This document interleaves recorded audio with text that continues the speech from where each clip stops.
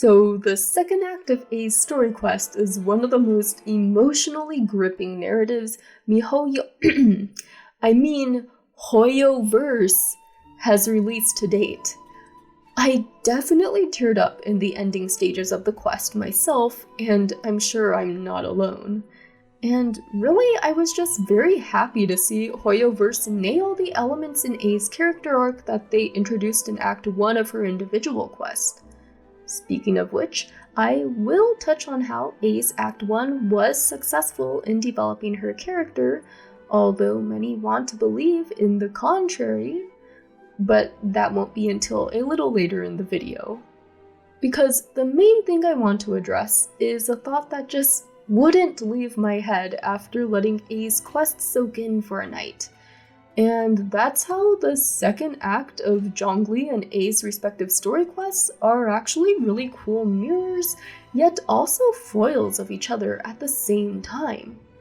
See, I had a similar thought about Venti and Zhongli's Act 1 quests after finishing the latter's back in patch 1.2, as in, Zhongli's quest had a lot of interesting narrative contrasts to Venti's, and this may just be me grasping at straws in the end, but I can't help but feel this contrast was intentional on some level, since their respective Archon quests, as well as just them as characters in general, were played up as standard foils to each other, especially considering they were released in back-to-back patches. So, in the similar light of Zhongli's Act 1 being the follow-up to Venti's, Ei's Act 2 being the first to come out since Zhongli's just further turns those gears in my head that just can't help but notice the parallels to Zhongli's Act 2, and thus wonder if that was deliberate. Oh, and by the way, just in case I'm losing anyone over the terms foil and mirror, I'll try to briefly explain them right now. So, as a literary device, a foil basically refers to a pair of characters whose differences help illustrate the important characteristics in each other. While on a different but sorta similar note, a literary mirror refers to characters who have very similar traits and/or functions in an overall narrative, yet are normally tested by the plot in different ways. These two literary devices are a lot more alike in my view than they are different, and for the sake of this video, the main point I'm trying to convey is that these things are meant to help us appreciate the characters and/or situations better.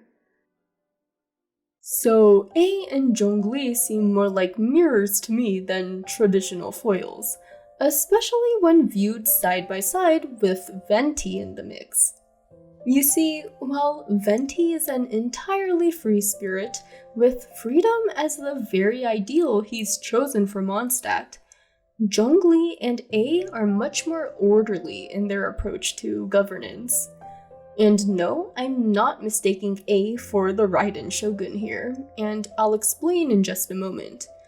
But first, I just want to emphasize how Venti has been incredibly hands-off with Mondstadt since its founding, and has even gone to sleep for an entire millennia at one point.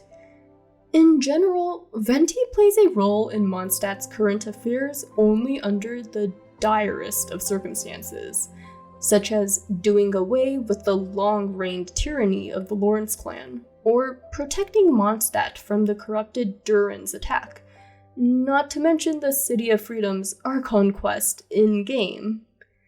Now, in contrast, both Zhongli and Ei have played a very active role in their nation's lives. Rex Lapis had made annual market predictions for thousands upon thousands of years at each Rite of Descension, and though Ei herself wasn't nearly as close to the Inazuman people as her sister Makoto was, she did play an active role in protecting and watching over humanity all that time. And even after Makoto perished and Ei was thrust into the role of Electro Archon solely on her own, she made sure to prepare a puppet that would continue to watch over Inazuma in her stead. So even though she wasn't directly involved with the people, everyone else was none the wiser, and that was her intent with the Raiden shogun in the first place, to make everyone believe that the Electro Archon was still fulfilling her duties.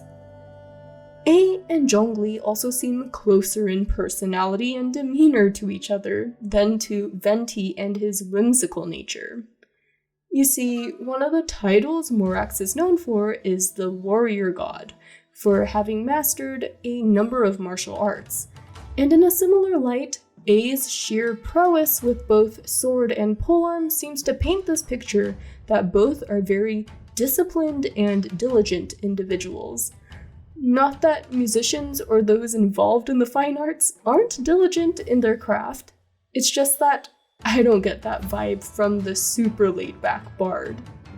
However, to make this more intriguing, Zhongli and Ei couldn't be bigger foils when it comes to their actual world views. In fact, Zhongli is much more like Makoto in this regard, since his approach to loss is to simply enjoy the present and cherish the memories. In contrast, Ei has a much more difficult time coping with loss and grief. Her plane of euthymia truly echoes the very common tendency in real life to self-isolate when suffering from clinical depression. This contrast is heightened when we look at how Ei sealed herself off from humanity for centuries. Meanwhile, Zhongli was known to go rex incognito among his people, and just in general, venture about Liyue Harbor from time to time.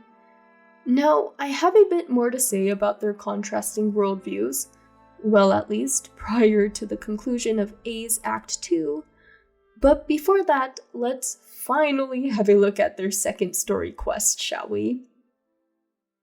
So basically, the main forces that drive their respective quests are how a particular someone, coupled with an action, from back in their past has come back to bite them.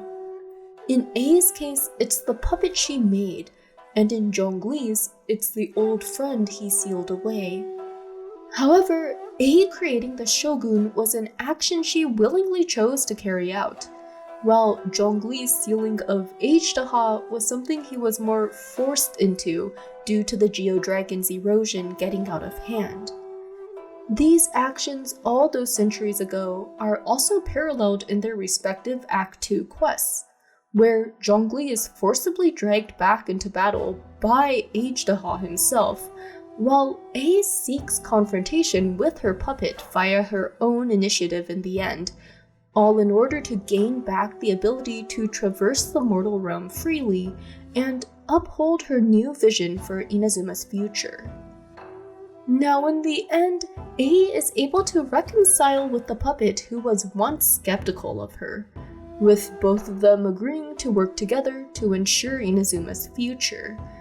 Though on the opposite side of the coin, the true H-Daha, if only erosion hadn't kicked in, was never antagonistic to Morax in the first place.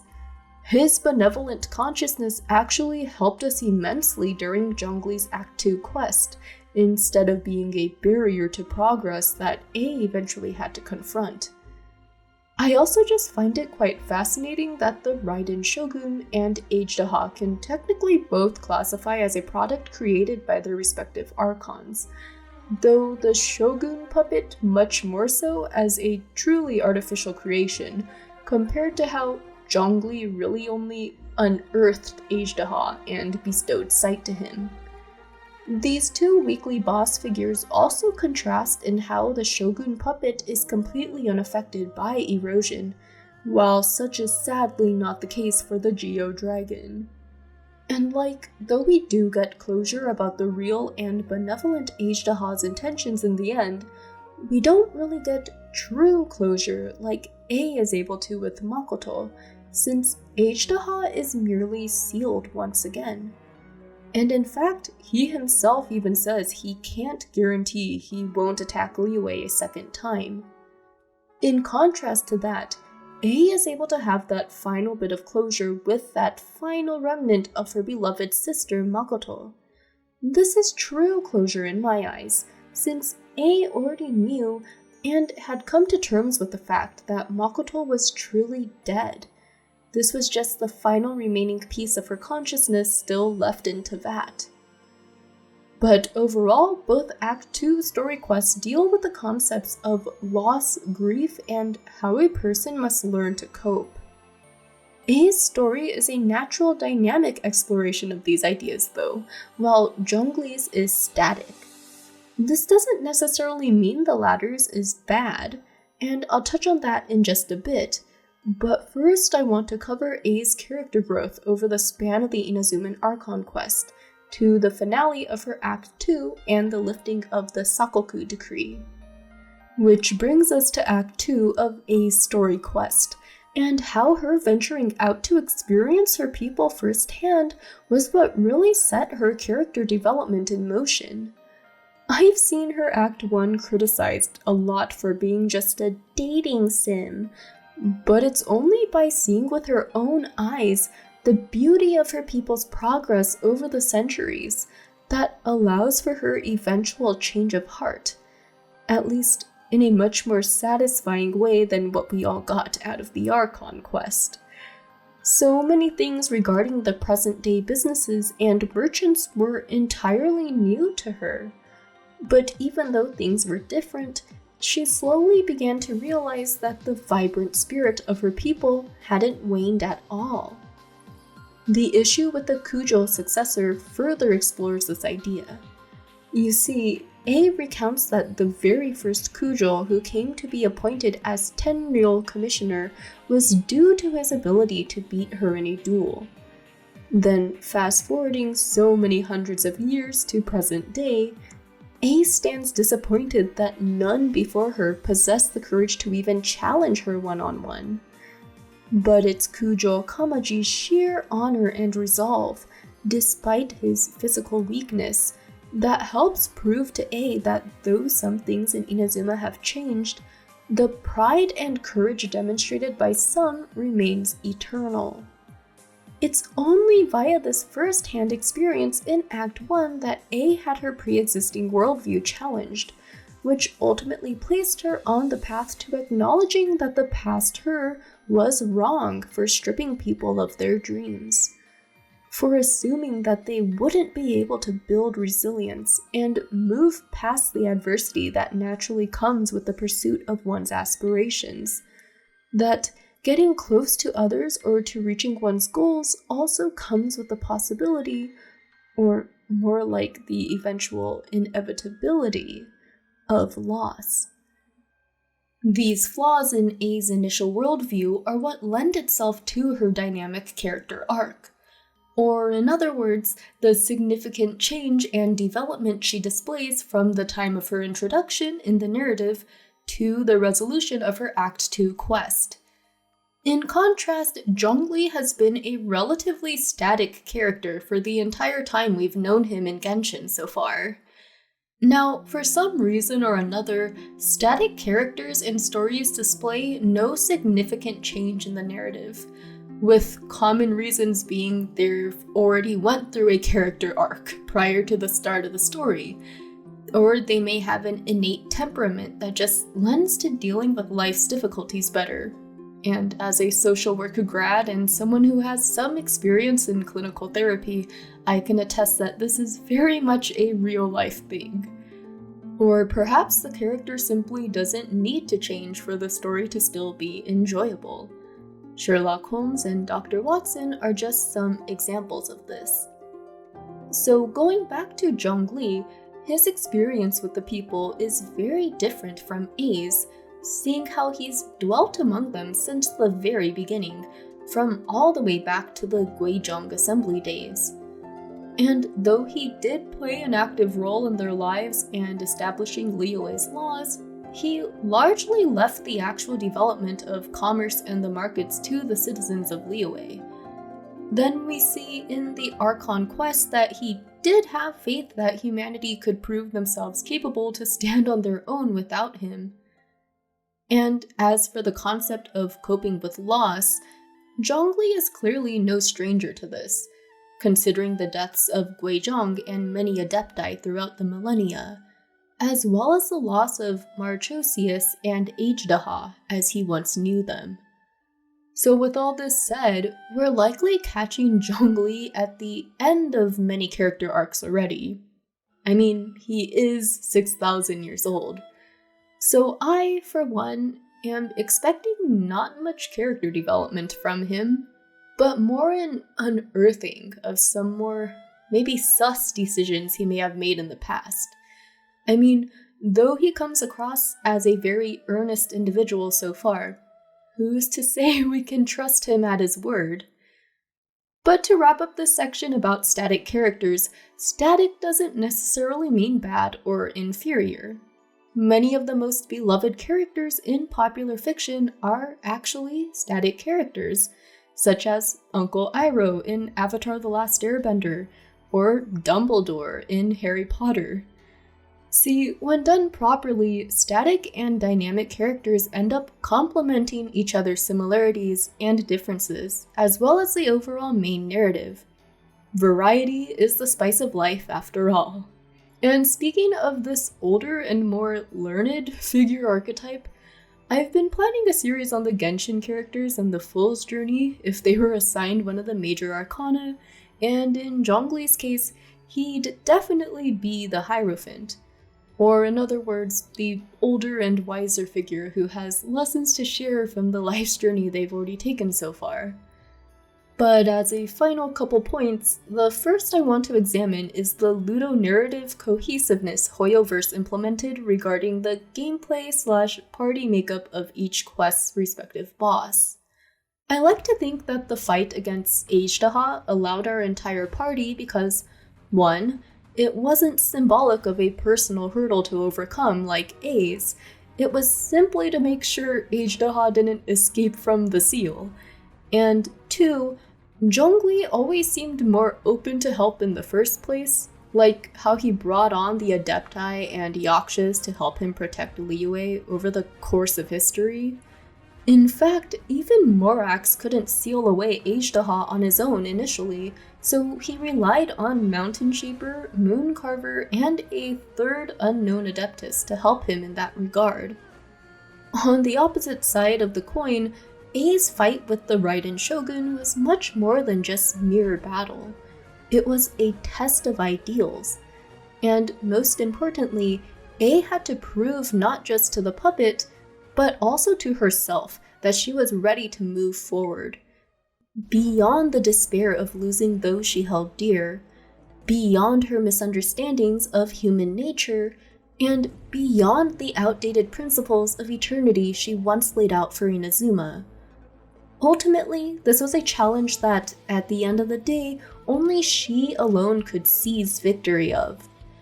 Anyone who has worked in therapy or some kind of human services knows that it's impossible to help others enact change in their lives if they themselves do not wish to change. And so, this symbolic aspect of limiting the gameplay to just Ei alone was what really sold me on this entire boss fight and the narrative it conveyed. And speaking of symbolic parallels, I love how they implemented this motif involving trees in both quests. The tree at Nantianmen took root due to Ajdaha, and the sacred Sakura was only able to do so thanks to Makoto and Easteroth, but that's for another time. Since Zhongli's quest is static in nature, so too is the massive tree. Meanwhile, the planting, sprouting, and full growth of the sacred Sakura in Makoto's consciousness mirrored Ei's dynamic growth in that quest. Not to mention the beautiful symbol of sakura petals in Japanese culture, which are seen as symbols of the impermanence of life. These blossoms only bloom for a matter of a couple weeks, and do so in spring, which is a time of many endings, school graduations for example, but also new beginnings. And it's the very nature of this cycle that is eternal in and of itself. So much of Ei's narrative, and the entirety of Genshin's lore really, has to do with the concept of time, so knowing that even trees in real life play such an important role in documenting the passage of time, I'm looking at you, tree ring dating, also known as, wait for it, dendrochronology. It all just further solidifies my appreciation for all the real-life inspirations HOYOVERSE weaves into Genshin. But hey, if you like this analysis, I'd really appreciate you giving this video a like, especially if you'd like to see me cover more analytical content of Genshin's narrative like this. Also, come join our friendly and active Discord community at discord.gg/LadyVirgilia, and feel free to follow me on Twitch and Twitter if you'd like. Lastly, I do a ton of persona and trails analyses on my other channel, link in the description. Thanks so much for watching, take care, see ya!